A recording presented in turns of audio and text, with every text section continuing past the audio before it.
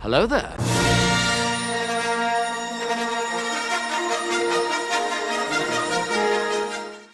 Hello there, and welcome to another episode of Star Wars Lore featuring the Bith. Now, the Bith were a peaceful, highly developed species native to the planet Clactor 7, which was also just referred to as Bith, and they had a highly civilized technological lifestyle and were found galaxy-wide at all levels of society, mostly as engineers, scientists, intellectuals, consultants, and musicians. Now, Bith tended to have three color variations. They were either pale pink, yellow, or the much more rare skin color, green. They had large heads with large lidless eyes that possessed no tear ducts and therefore could not cry, and their feet were toeless, and they also had long fingers with their thumb and small finger both being fully opposable. Unlike most humanoids, the Bith had only one lung and exhaled through their skin. Lacking a proper nose, they instead have highly sensitive olfactory organs hidden just under the skin flaps of their cheeks. And when it came to the other Bith senses, they were actually very acute. Bith could actually sense the tonal qualities of sound just as well as other races sensed colours.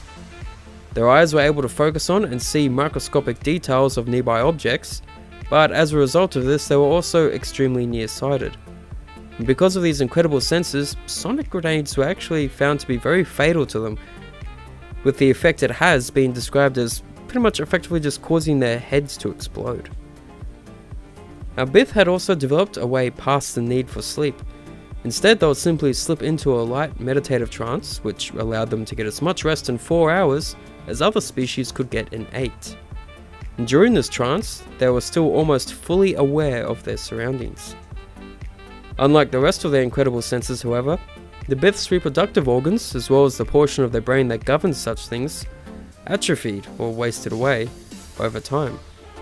As a result, they were unable to reproduce naturally, instead relying on artificial conception and gestation, with mates bringing genetic material to a computer mating service for analysis against prospective mates. Bith children were then created from genetic material from two parents, which was combined, fertilized, and incubated, all artificially. Now, out of all the galaxy civilizations, the Bith were one of the galaxy's most ancient, with a history going back millions of years. Their society was highly regimented, with everything from mate selection to political leadership controlled by sophisticated computer programs.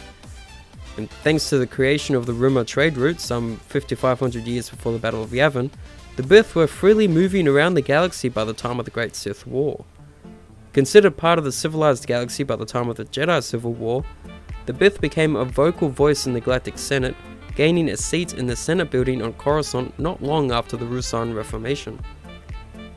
Many years later, around 300 BBY, two Bith city-states, Nozo and Weoga, engaged in a massive civil war over patent rights to a new hyperdrive.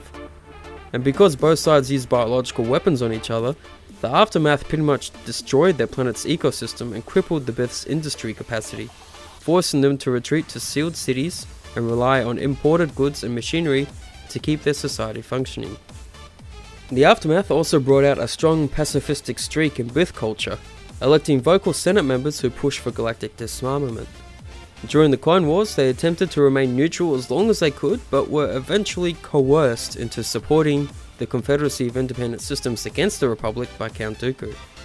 And following the Clone Wars and the rise of the Galactic Empire, the Bith were very uneasy about the conditions in the rest of the galaxy, with most Bith around the galaxy choosing to go back to their home planet and wait out the dark times within their sealed cities.